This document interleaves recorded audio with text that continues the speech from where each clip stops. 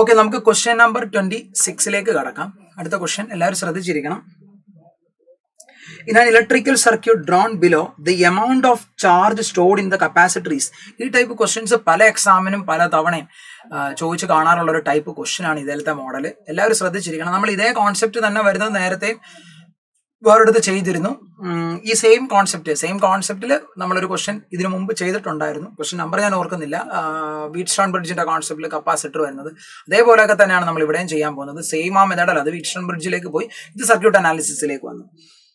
In an electrical circuit drawn below, the amount of charge stored in the capacitor എന്നാണ് ചോദിച്ചത്. The amount of charge. അപ്പൊ നമ്മൾ ഇങ്ങനത്തെ കേസിലൊക്കെ വരുമ്പോൾ നമ്മൾ എപ്പോഴും എടുക്കുന്ന ആലോചിച്ച് നോക്കിയേ, ഇവിടെ ഒരു സെല്ല് കൊടുത്തിട്ടുണ്ട്.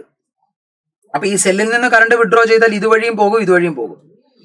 പക്ഷെ നമുക്ക് എപ്പോഴും ഓർത്ത് വെക്കുക, നമ്മൾ ഇങ്ങനത്തെ ഒരു കൺസിഡറേഷനിൽ നമുക്ക് കണ്ടുപിടിക്കേണ്ടത് amount of charge stored in the capacitor, which means that capacitor is fully charge. So capacitor ഒരു ഓപ്പൺ സർക്യൂട്ട് ആക്ട് ചെയ്യും. ക്ലിയർ? അപ്പൊ ഈ കപ്പാസിറ്റർ ഫുള്ളി ചാർജ്ഡ് ആണ് എന്ന് വെച്ചാൽ which means at steady state. അപ്പൊ നമുക്ക് പറയാൻ പറ്റും എന്താ, capacitor in steady state. Capacitor steady സ്റ്റേറ്റിലാണെന്ന് വിചാരിക്കുക. ഞാനൊരു അസംഷൻ എടുക്കാൻ പോവാണ്.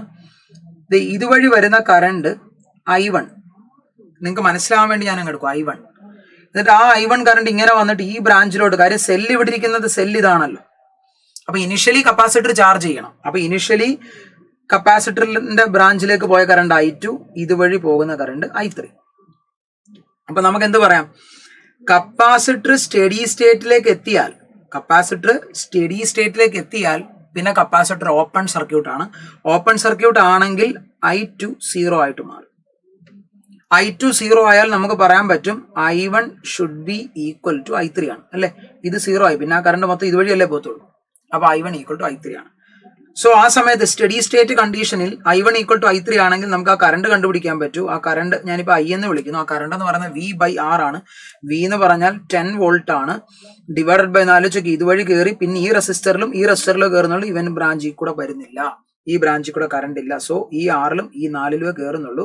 സോ 6 + 4 അതാണ് R equivalent. I is equal to V/R equivalent. So that is equal to 1 ampere എന്ന് കിട്ടും. അതായത് I 1 ആംപിയർ കിട്ടി എന്ന് വെച്ചാൽ അത് നമ്മുടെ I1 തന്നെയാണ്, അതാണ് നമ്മുടെ I3. അപ്പൊ I1ഉം I3യും കിട്ടി 1 ആംപിയർ. I1ഉം കിട്ടി 1 ആംപിയർ, I3യും കിട്ടി 1 ആംപിയർ. ക്ലിയർ? ഓക്കെ, അപ്പൊ കറണ്ട് നമുക്ക് കിട്ടി. ഇനി നിങ്ങളൊന്ന് ശ്രദ്ധിച്ചു നോക്കിക്കേ, ഈ സെൽ ഇനിഷ്യൽ കണ്ടീഷനാണ് പറയാൻ പോകുന്നത്. നമ്മളോട് ചോദിച്ചത് charge stored in the capacitor. ഇവിടുന്ന് വന്ന കറണ്ട് ഇതുവഴിയും പോയി, ഈ ബ്രാഞ്ചിൽ കൂടെ ഇനിഷ്യലി പോയിട്ടുണ്ട്.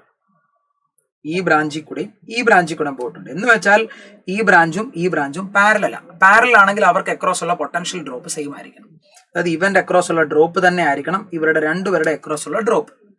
അപ്പൊ നമുക്ക് എന്ത് പറയാൻ പറ്റും, പാരലൽ ആണെങ്കിൽ പൊട്ടൻഷ്യൽ അക്രോസ് R3.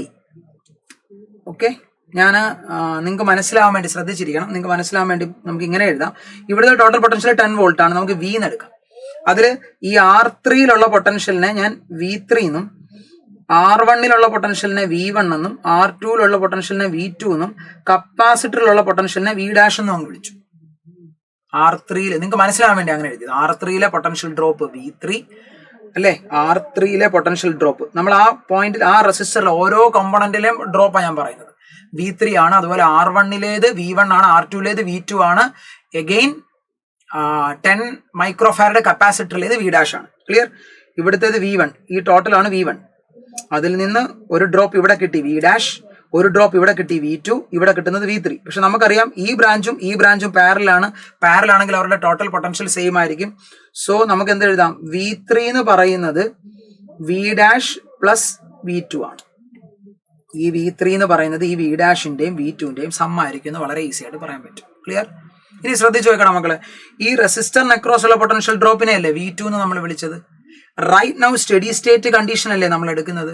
I2 എത്രയാണ്? 0 ആണ്. അപ്പൊ ഇതുവഴി കറണ്ട് ഉണ്ടോ? ഇതുവഴി കറണ്ട് ഇല്ല. അപ്പൊ ആ കേസിൽ V2 എത്ര ആയിട്ട് മാറും? V2 0 ആയിട്ട് മാറും. അപ്പൊ നമുക്ക് പറയാൻ പറ്റും if I2 equal to 0 which implies V2 0 ആയിട്ട് മാറി, therefore V3 equal to V' എന്ന് പറയാം. V3 equal to V'. V3 എങ്ങനെ കണ്ടുപിടിക്കാം? V3 എന്ന് പറഞ്ഞാൽ എത്രയാ? I3R3 which is equal to V dash എന്ന് പറഞ്ഞാൽ പൊട്ടൻഷ്യൽ അക്രോസ് കപ്പാസിറ്റർ ആണ്. So V dash which is equal to I3 എത്ര? I3 എന്ന് പറഞ്ഞാൽ നമ്മൾ ഇവിടെ കണ്ടുവച്ചായിരുന്നു 1 ആംപിയർ ആണ്. I3 ഇൻറ്റു R3 എത്ര? 6 ഓം ആണ്. സോ നമുക്ക് കിട്ടി 6 വോൾട്ട് എന്ന് കിട്ടി. അപ്പൊ ഇവിടുത്തെ ഡ്രോപ്പ് നമുക്ക് കണ്ടെത്താൻ പറ്റി 6 വോൾട്ട്. പക്ഷെ അതല്ല ചോദിച്ചേക്കുന്നത്. നമ്മളോട് ചോദിച്ചേക്കുന്നത് എന്താ? Charge stored in the capacitor ആണ് നമ്മളോട് ചോദിച്ചിരിക്കുന്നത്. ചാർജ് സ്റ്റോർഡ് ആണ്. ചാർജ് സ്റ്റോർഡ് എന്ന് പറയുമ്പോൾ Q ഈക്വൽ ടു CV എന്ന് എഴുതാം അല്ലെ? CV എന്ന് എഴുതാം. C എത്രയാണ് മക്കളെ? C എന്ന് പറഞ്ഞാൽ 10 മൈക്രോഫാരഡ് ആണ്. അപ്പൊ 10 ഇൻറ്റു V എന്ന് പറഞ്ഞാൽ 6 വോൾട്ട് എന്ന് കിട്ടി. സോ 60 മൈക്രോ കൂളംബ് എന്ന് കിട്ടും. 60 മൈക്രോകൂളം. ആൻസർ ഈസ് 60 ഡാഷ് മൈക്രോകൂളം എന്നാണ് ചോദിച്ചത്. So answer 60. കോൺസെപ്റ്റ് നിങ്ങൾക്ക് ക്ലിയർ ആണെന്ന് വിശ്വസിക്കുന്നു. Thank you so much.